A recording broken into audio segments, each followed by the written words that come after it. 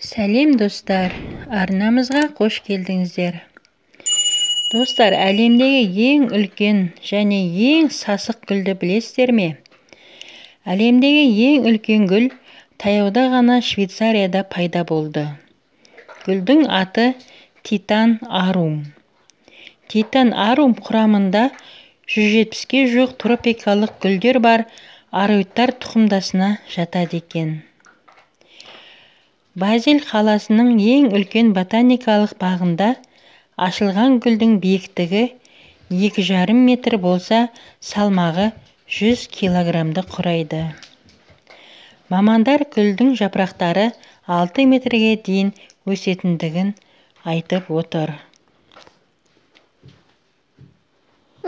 Сіздермен бірге болған пайдалы ақпараттар каналы.